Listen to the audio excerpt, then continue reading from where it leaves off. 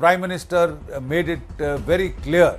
Without naming China, he said that India believes in development and not expansionism. The visit of the Indian Prime Minister is well thought out. Visit to Indonesia, visit to Brunei, visit to Singapore is to reassure these countries that India is with them. India will stand with them and will not let small nations be bullied. If they want to mount a blockade, the American presence in Philippines seriously complicates the Chinese decision-making exercise for such a major offensive operation. This will be far greater in scale and intensity than even the Russian invasion of Ukraine. If a war breaks out here, this could be a disaster scenario occurring in our immediate neighborhood.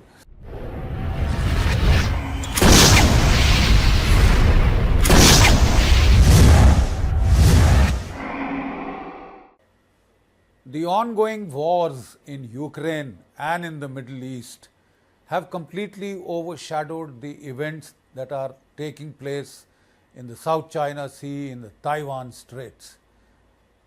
Tensions are building up and escalating rapidly. The Chinese Navy and the Chinese Coast Guard recently harried the Philippines Navy in the South China Sea, in the St. Thomas Shoal, Second Thomas Shoal of Islands. There was a serious clash, almost reminiscent of a naval Galwan, and then they paraded their aircraft carrier Shandong in the same region. They also had the major exercise in May this year against Taiwan, that Joint Sword 1A.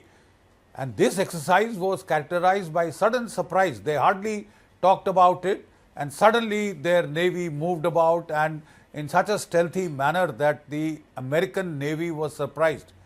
Generally, whenever the Chinese Navy carries out these war drills, the American Navy comes very close to Taiwan.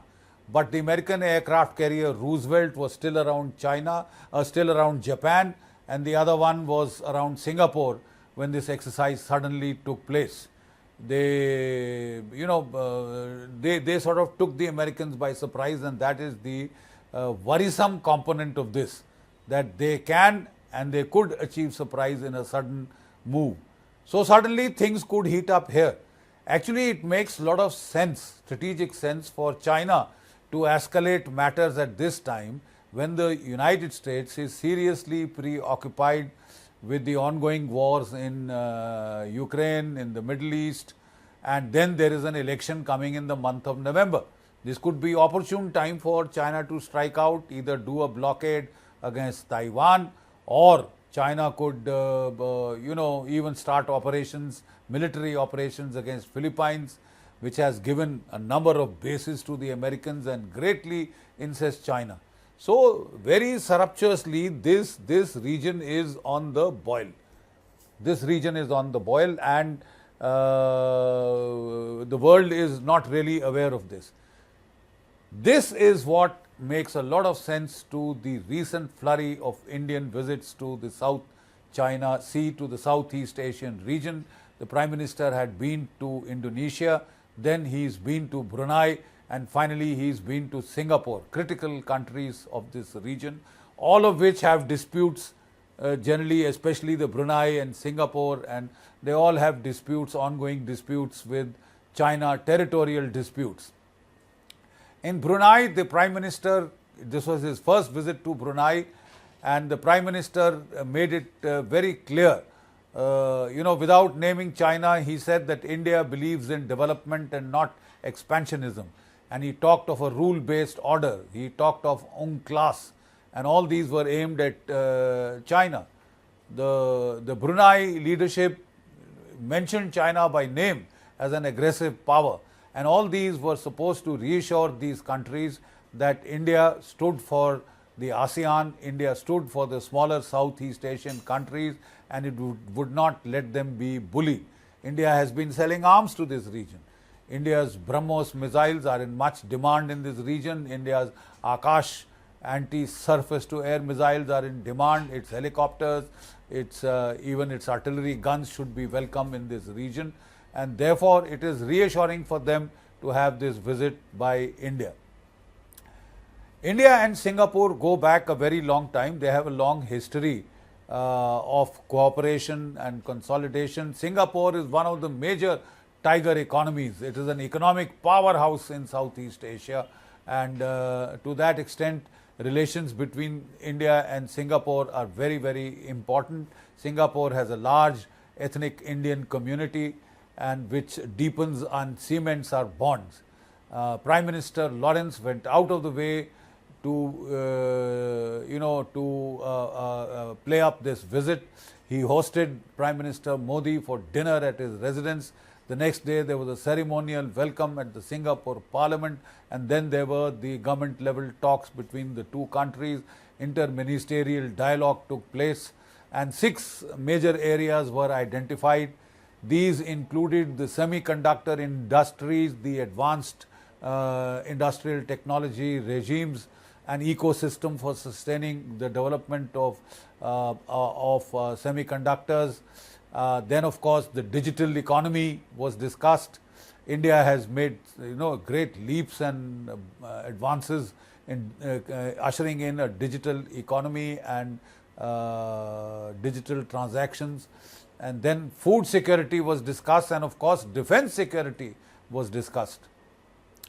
Please don't forget that as far as India and Singapore are concerned, our cooperation goes back many, many years.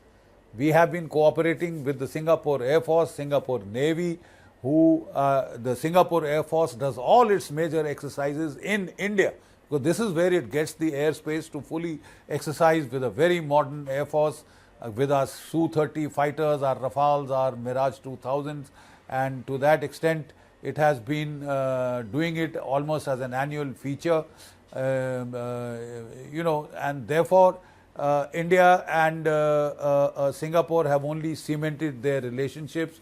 The navies have been cooperating, carrying out joint exercises. Even the Singapore Army has been carrying out multiple level exercises with India. All this is to reassure the people of Southeast Asia that they are not alone in the face of very aggressive Chinese bullying tactics, in which they are trying to steamroll over these local smaller nations, smaller countries. And in 2016, Philippines had taken China to the International Court of Justice for the UNCLOS tribunal to adjudicate on China's claims on the South China Sea, and they had maintained that none of the Chinese claims to the South China Sea were at all tenable. They had rejected these claims, but China simply, in a very, very blatant display of lack of respect for a rule-based international order, for international institution, China refused to abide by the findings of the tribunal, which had ruled entirely in favor of the Philippines. So quite obviously the Philippines is now worried enough. They have signed a defense and security pact with the United States. They have given 5 airfields to the American Air Force in the northern island of Luzon, and this has greatly incensed China, because this highly complicates any of their plans for a major, either an amphibious invasion of Taiwan, or even if they want to mount a blockade. The American presence in Philippines seriously complicates the Chinese decision-making exercise for such a major offensive operation. And should a war break out here, it will put all the ongoing wars in the shade. This will be far greater in scale and intensity than even the Russian invasion of Ukraine, and of course far, far more intense than the asymmetric war going on between Israel and the 3 H's, that is the Hamas, the Hezbollah and the Houthis, etc., along with the Shia militia. That is an asymmetric conflict, though the scales of violence are very high. But if a war breaks out here, this could be a disaster scenario occurring in our immediate neighborhood. As such, the visit of the Indian Prime Minister is well thought out. Visit to Indonesia, visit to Brunei, visit to Singapore is to reassure these countries that India is with them. India will stand with them and will not let small nations be bullied. Thank you.